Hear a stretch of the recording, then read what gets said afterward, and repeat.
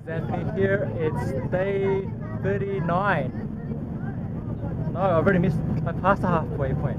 It's day 49 of my 90-day challenge, and here I am. We're on a ferry in Sydney Harbour with my lovely friends here, Jared and Natalia, all the way here from San Francisco. Okay, so tell me, guys, what have you gotten out of today? What's your experience of Sydney so far? Well, we did a lot of walking. Yes.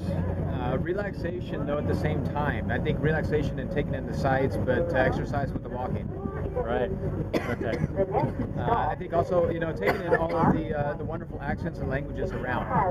That's been a wonderful, a world experience within a city. So do you have, I imagine you'd have a lot of travelers coming through San Francisco, so would you have a lot of Aussies hanging out? We have some, but not as many as you would think. Yeah? Yeah. Wow. We do see some. What's going on with you? Yeah, what's going on there? It's stage fright, that's okay. Tickle in my throat. Stage fright. Okay. Wow. Stage fright, honey. All right, so we had just a really fascinating conversation. Hello.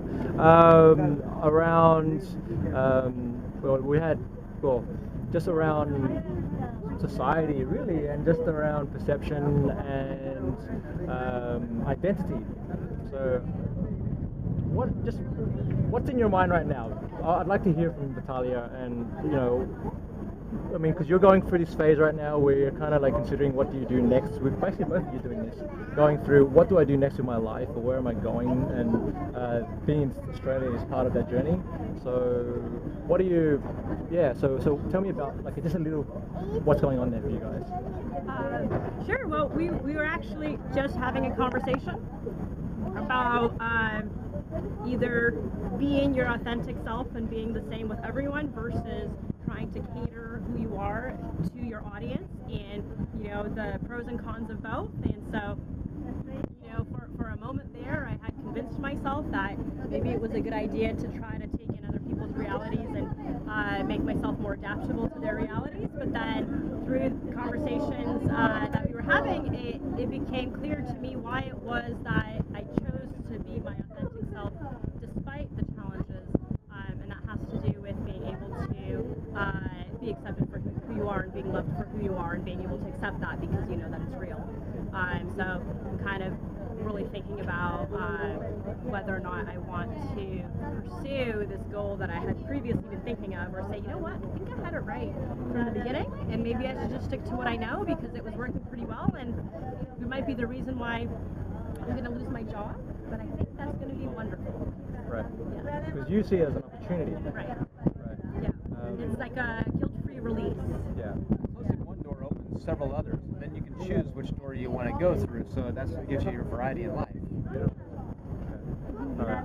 And so how long have you been a nurse? I've been a nurse for 5 years. Okay. What do you mentioned that you're doing 13-hour shifts, so that's a lot. It's quite a toll on your body as well as so what drives you? What do you connect to with that particular role? I think it's with a role like that, you have to have passion. She's gorgeous. This is our new little friend. That's all right. She's adorable. Yeah. You have to have passion. The passion is what drives you in a job that requires hours and emotion,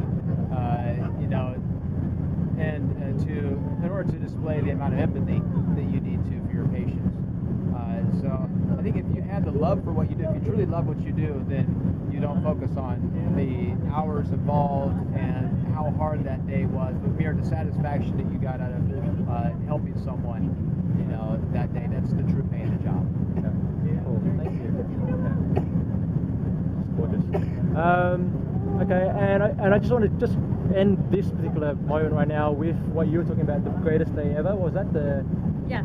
Yeah. Tell me a little bit about that. What's that all about? Sure, yeah. Well, it started when I was walking into work, and a security guard downstairs gave me a high five and told me I was going to have the best day ever. Best day ever, yeah. So when I went upstairs, I thought don't want to leave this up to chance, and I want to have a very intentional best day ever. So we went to my Oracle and asked a question, which is really just typing it into Google.